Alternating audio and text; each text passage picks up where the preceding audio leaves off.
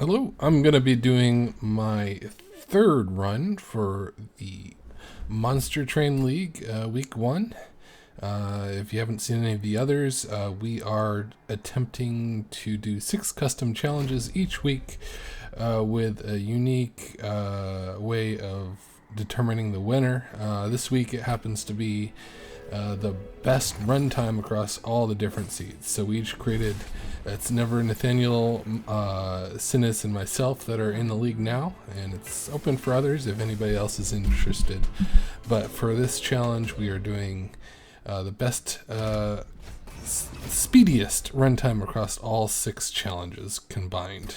So this is my third attempt, and I pick up Volatile Gauge, hoping for some just strong spells from Stygian, and of course Umbra has some really high cost spells as well that would work well. And I have a Molluscmage. I already start with some multi attack or multi hit spells, which is great for that. I set up on the top floor. I'm not sure if I'll have time to deal with the boss if I don't do that. So it's a little slower, but I think it worked out pretty well. And I pick up the 3 cost 60 damage spell here. It's not bad. I wasn't going to rely on Ember Drain since it could cost 3. Looking for Shadow Siege there. Morsels I think are too slow for this type of run. Too much thinking and time to actually use the cards. Just start removing cards I'm not going to use.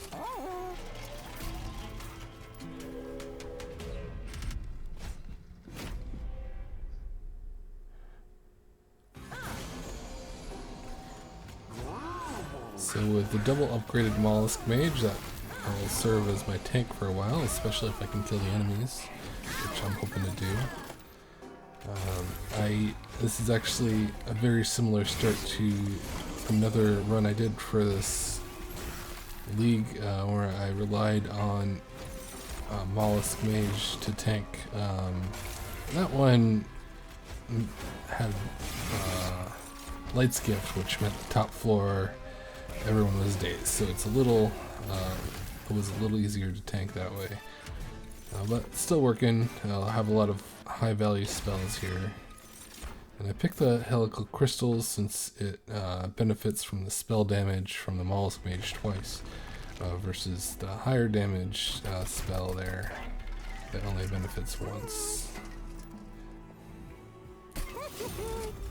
So cost reduction is respected with Volatile Gauge, so I figure just having a high value spell that I can cast every turn there that could be as low as 0 cost is going to be a good start.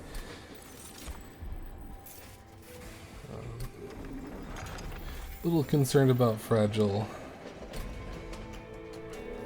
Not that the champion could live through any hits anyway, but that just makes it more dangerous with stuff like spikes.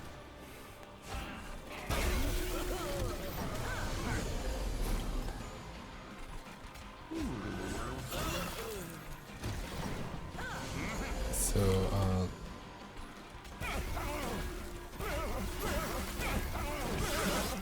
since this is Covenant 1, this fight's pretty straightforward.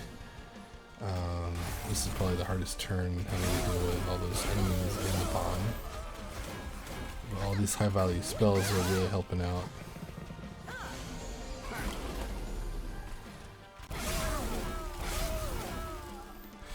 A lot of people don't like Volatile Gauge after it's changed for Wild Mutations, but I think it's still a really strong relic. I mean, obviously I'm benefiting from cost reduction from the champion here, but still I think Volatile Gauge, even with the change, is still very good.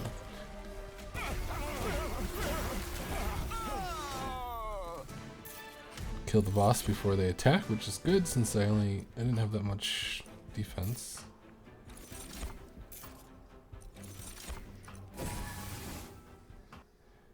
So I decide to pick up Ember there since I get 3-card draw. I'm not really relying on units to kill things, so I didn't need the capacity. But I do dupe the mollusk mage for even more spell damage. This is turning out very, very similarly to the other run that I did. Just with a minor twist. Volatile Gauge does change things quite a bit.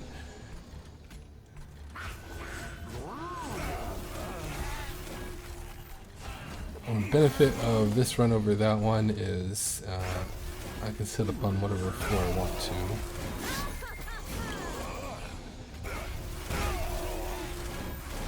Which does speed things up quite a bit.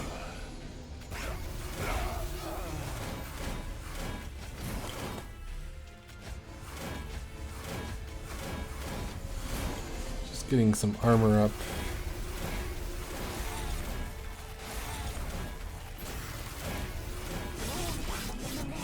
Downside of I don't like the spells that do generate morsels. I feel like that slows me down a bit. Pick up a 3rd unit there. I have since they're all one space, I actually have space for one more. Give it some health, and now it is part of a pretty good tanking setup. Just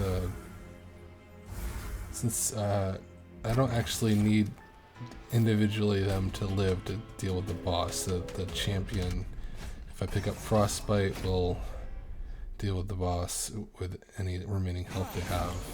They just are giant sticks of HP.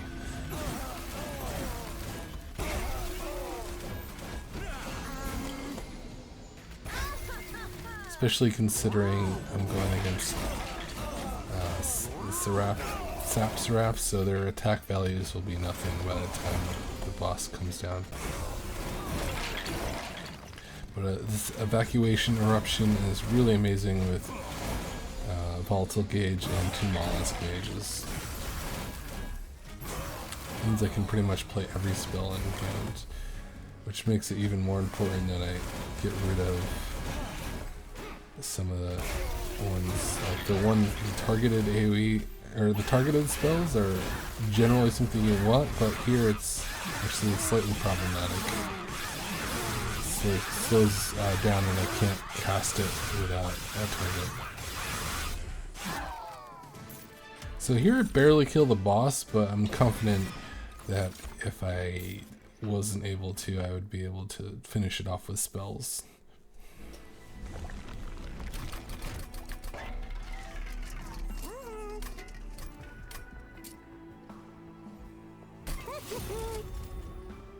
That ensures I have all the Ember production I need.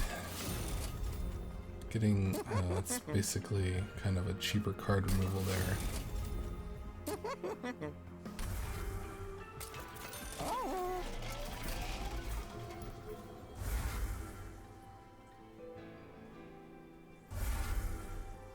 Yeah, here I realize that card, because it both produces morsels and requires a target, does slow things down quite a bit. If this was a normal run, I'd want to keep it and maybe give it spell power. But this is different than a normal run.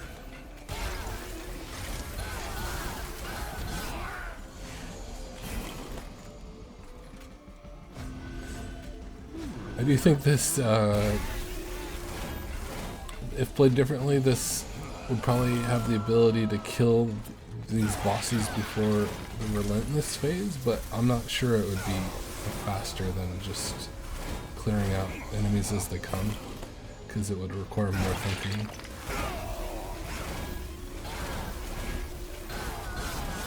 But already the boss is pretty low.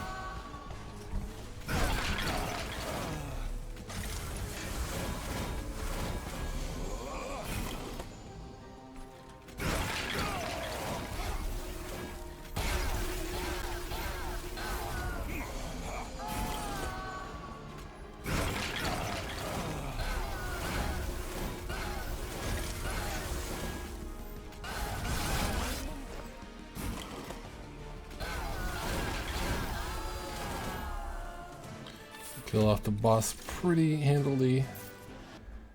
None of those would allow me to just set up on the bottom floor and spam them, so they would slow me down. And I picked capacity there so that I can fit even more mollusk mages.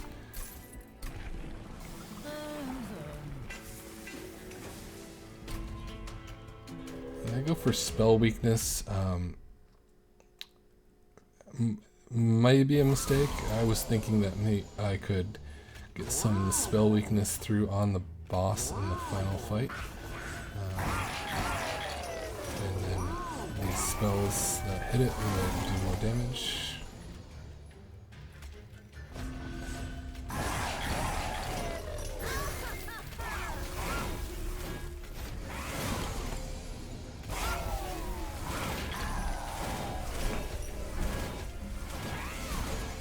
But the problem with that is one spell weakness on all these things that hit multiple targets. It's kind of tricky to make it work on, especially on the floor where I have the mollusk mages, which is where I'd want to use them.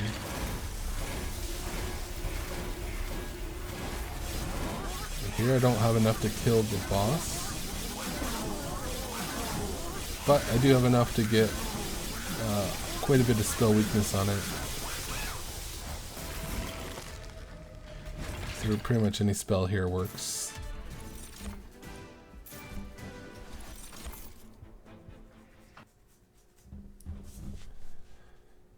The other choice was cost reduction on spells, and I didn't need that. As you can see, I'm pretty much playing every card in hand. And I pick up another copy of Evacuation Eruption. I probably could have picked up another mollusk mage, which was why I got the capacity.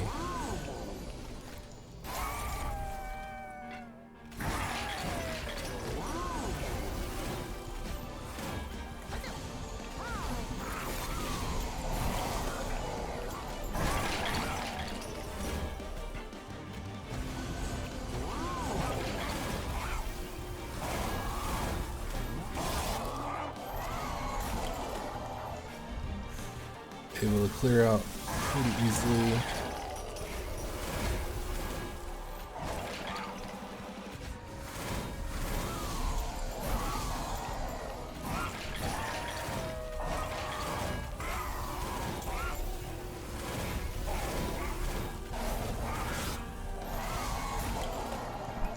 Probably won't be able to kill the boss early, so I'm just trying to get through these waves as quickly as possible.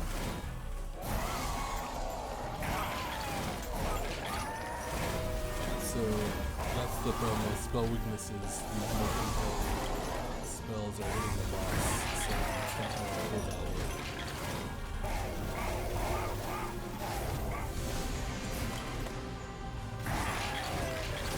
Boss was taking 2 damage before I started casting. Now it's done. We'll check the time, 13 minutes, 12 seconds. The final result will be a little longer, but if you want to see my competitor's take on the very same seed, I'll provide links to those in the description and the end cards here. And if you like the video, please consider liking it on YouTube and subscribing. I'll also provide links to the earlier challenges if you want to see the whole league.